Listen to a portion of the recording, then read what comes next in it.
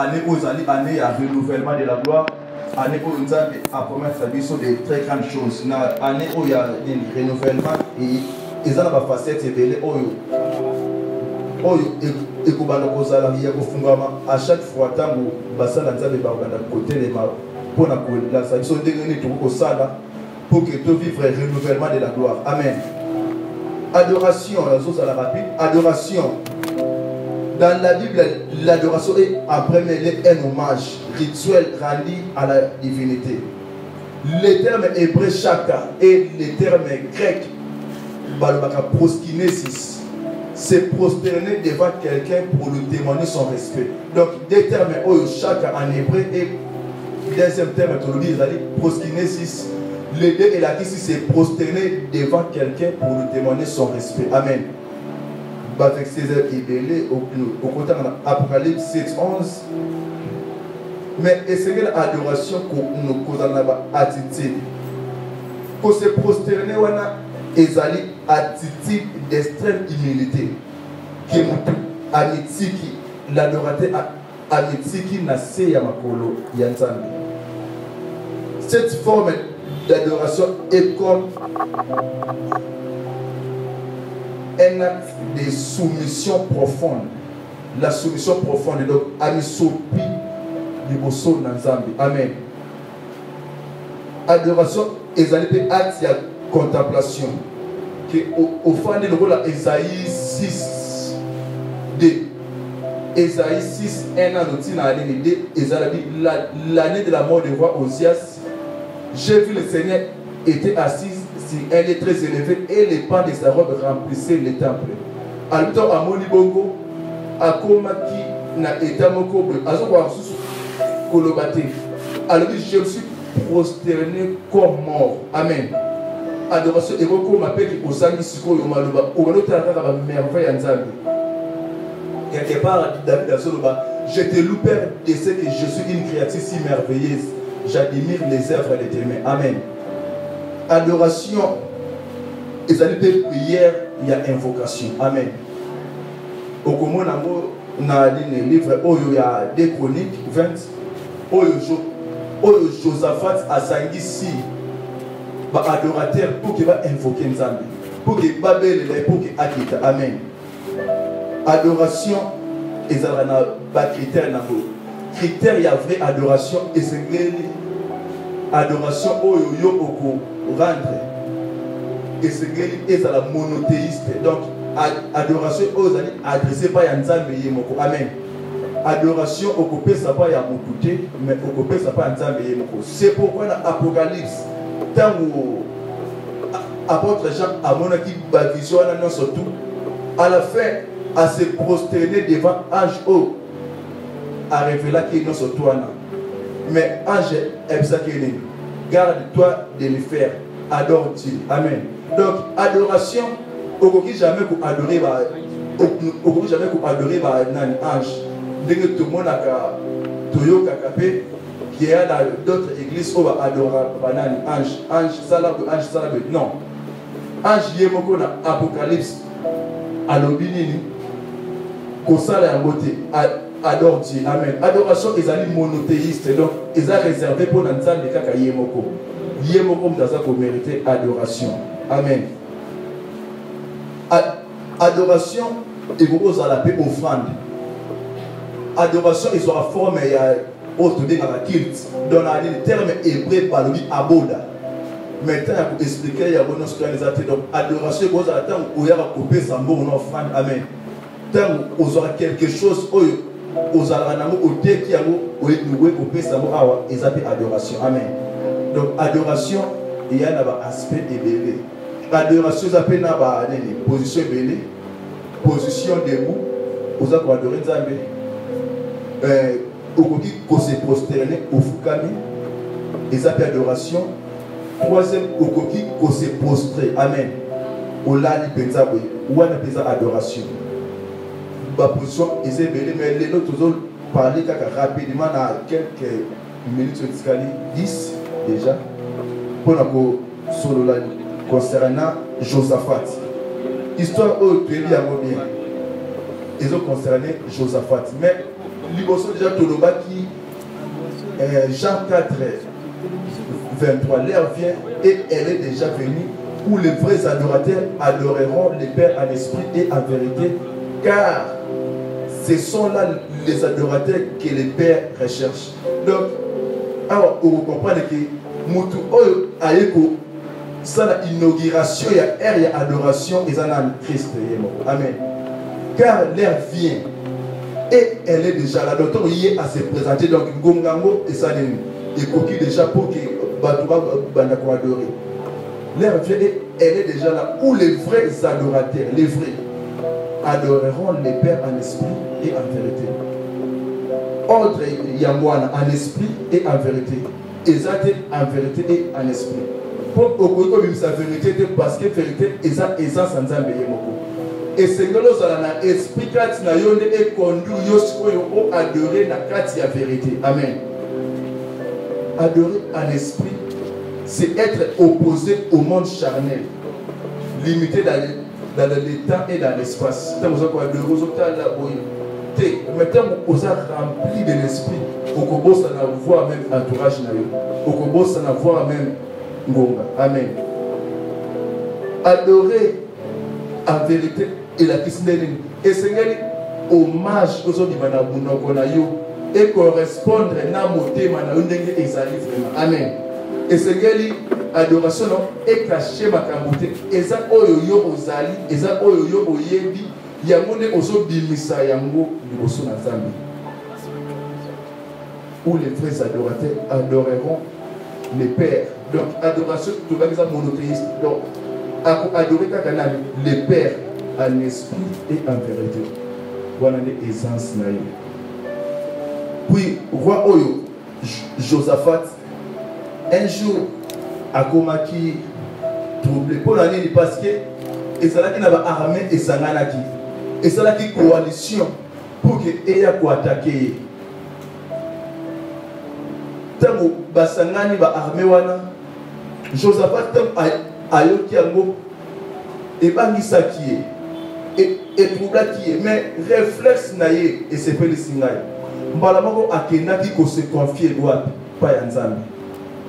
Asali appel na ba sacrificateur na ba chantre asangisi bango surtout pour que Baya liboso Nzambe parce que il est capable de rencontrer la bango. Bien aimé, adoration pour adorer Nzambe bien et sengeli yo moko on se sentir impuissant, incapable, faible, se demander pourquoi adorer Nzambe.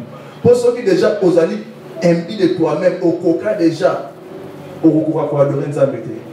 Josaphat azalaki roi, un grand roi. Maintenant à Monique azana la position il y a faiblesse. Incapable de défendre l'intégrité territoriale à Saline, à Kekoluka Nzambe, pour que Nzambe à côté là. L'adoration. Josaphat a poussé ensemble. Peut rassurer Bango. À s'incliner, il s'inclina visage contre terre et tout Juda avec lui. Et quoi qu'il y bosso Yanzambe. Et se prosterner à ses pieds. Maintenant, vous se prosterner à ses pieds. Par conséquence, ils allaient qu'il n'ait tant vous se prosterner, ne ayez soit courage. Il y a côté les mapons pour rassurer le peuple. Bien les mettants où ils se prosterner. Il y a des gens à couper son makasi au descendre pour que yo au résister. Quel que soit combat, quelle que soit adversité, tant que yo se prosterner les bosso na ye Nzambe ayebindeli akosunga yo pour que yo osala makasi place batu nyonso balende. Tango asali bongo peuple pe elandi mbala moko simanango baye kozwa temps yako nommer bachantre. Nommer bachantre. Amen. Nommer bachantre. Peut-être yo oza moyen oza koye bate oyo yozali. Mais parce que va nommer va chanter, va placer va moli bosso ya armée. Amen. Chantre oh a evidenge va mettre massa cité là mais va tirer li bosso ya armée pour dire que bazo pesa importance liboso pa ya nzambe, importance liboso na adoration, importance liboso na force surnaturelle oyo ekoya kokotela bango na bitumba wana. Armée ekokoka te esengeli kotelemisa armée invisible, esengeli kotelemisa armée céleste. Bazui bachantre baplace bango liboso.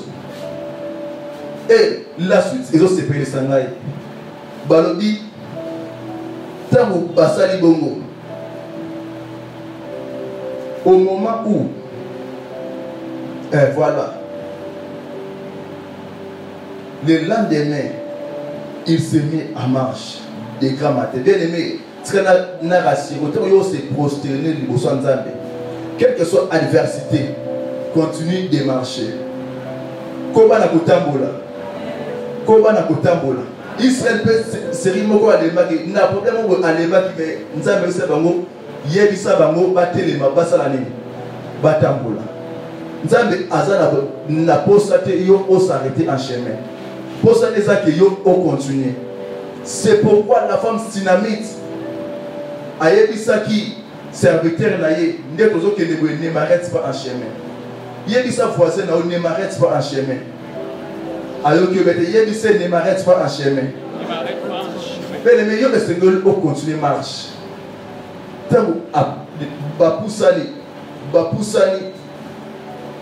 simanango nangonga oyo balingi babanda koyemba car nangonga na tango balingi babanda nzambe déjà aye a dévancer bango aye kota embuscade. Amen. Aye kota embuscade contre par fils ya nani sœur na nini likolo ya nini montagne. Et c'est passé pour après les peuples. On va commencer l'embuscade. Voilà. Les fils d'Amnon et de Moab se jetèrent sur les habitants de la montagne, puis dévoués par interdit et les exterminer. Et quand ils eurent fini avec les habitants des serres, ils cédèrent les uns les autres à se détruire. Amen. Amen. Amen. Amen. Amen. Tangu kaka basali bongo. Tangu ba se confier totalement par Dieu créateur au travers de leur adoration. Bien-aimé makambu échangé. Confusion et côté. À cause de l'adoration. Une forte armée pour détruire Israël. Mais au moment où on commençait les cantiques de l'Éternel, juste au début, bien aimé, ceux qui osent l'adoration en esprit et en vérité, on peut-être 2 heures d'état, 3 heures, juste au début, Nzambe est capable de répondre déjà. Au moment où on commençait, Nzambe a eu ça embuscade. Ate embuscade des armées n'attendent et yenan et bandi ko détruit armée oyo écouter qui likolo ya montagne et détruit bangonos tout et dévouer bango par interdit. Amen. Bien aimé tant vous avez adoré Nzambe zala convaincu zala assuré katina yo que Nzambe a gotsa embuscade. Embuscade ko banda déjà lelo. Na semaine au bien aimé ezala katé que semaine balobi que donc tout le monde a vu changer, non, et c'est que temps où il y a des personnes témoignage palpable. Au moment où on commençait, l'Éternel place ça, l'embuscade, peu babandi ko se détruit, peu soukanango balobini, il s'aidait à s'entretuer. Bakomi ko sungana. Oh bien aimé, laisse que ton adoration ait créé déjà embuscade. Laisse que ton adoration et ça là était bangona bangoba sungana. Était bangona bangoba sungana pour la kobibe bisana. Bien aimé, kobanga te arame basura na bango. Bien aimé, la parole déclare, ceux-là se sont appuyés sur leurs cheveux, mais nous appuyerons sur le nom d'Éternel des armées. Kobanga te ndenge basoya. Yo ala na confiance na adoration na yo. Yo ba te tonga na zako adorer Nzambe.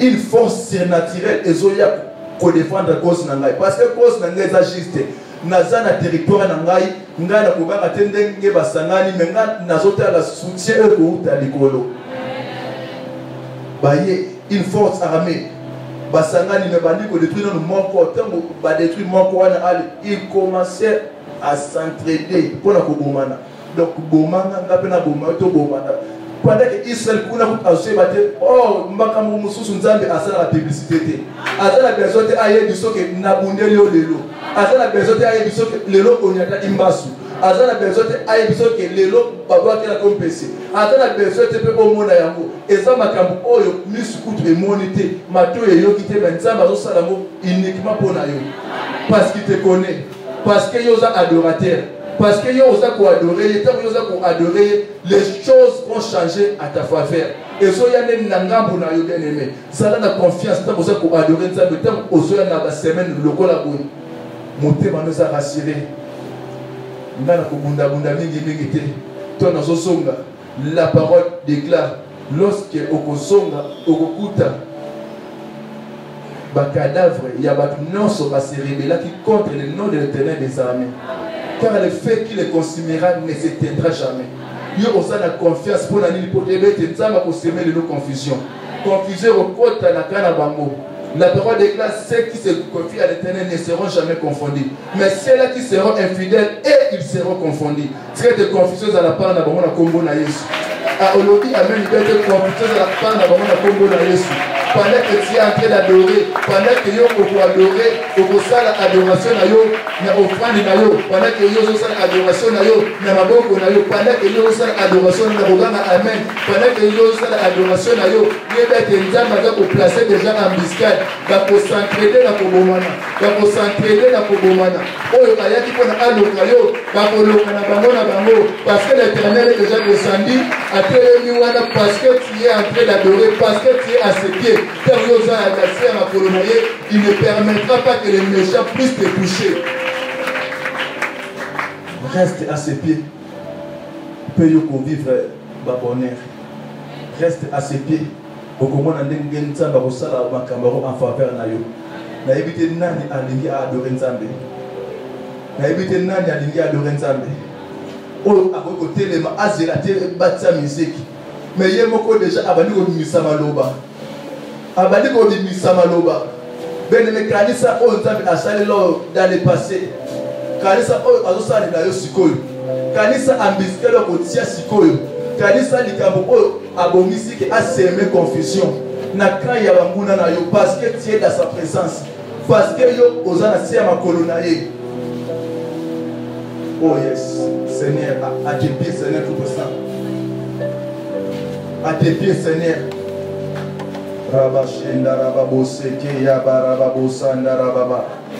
Bien-aimé, avant que nos parents baillent pour ce micro, nous avons la personne qui a adoré Nzambe. Adoration requiert la participation de l'âme. Âme na yo ebandi ko mata. Moli ko classe na yo ebandi ko mata.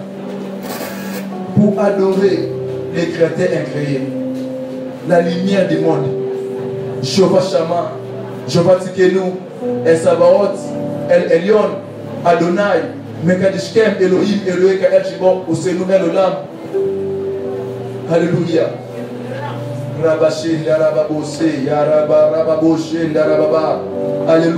Alléluia. Alléluia. Alléluia.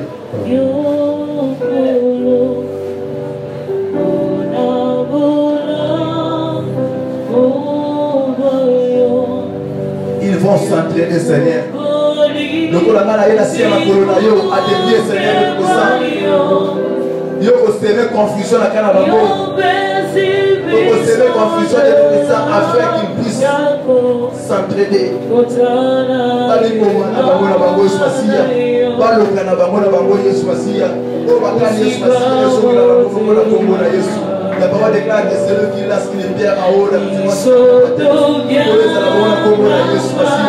Que je ne sois pas sous la confusion pendant que je me confie à toi.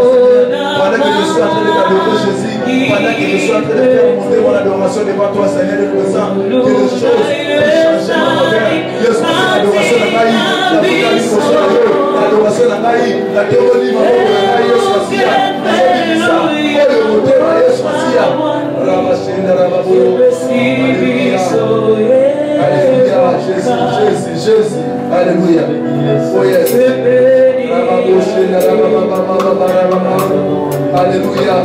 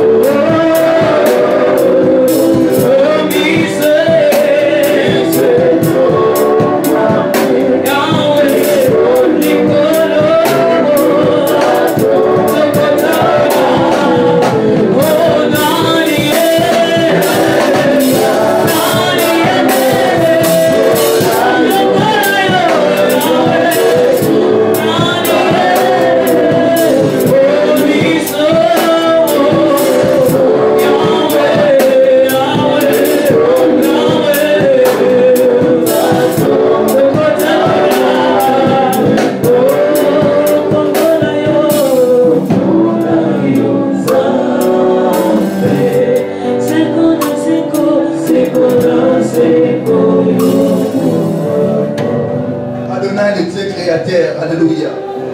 C'est toi qui as créé toutes choses, Seigneur Dieu puissant. La parole déclarera les quatre êtres vivants. Rendre honneur et la gloire à celui qui est assis sur le trône, à celui qui vit au ciel. Les terres se prosternent devant celui qui est assis sur le trône et il s'adore. Celui qui vit au ciel des siècles, il jette les couronnes devant le trône en disant: de recevoir la puissance et la magnificence.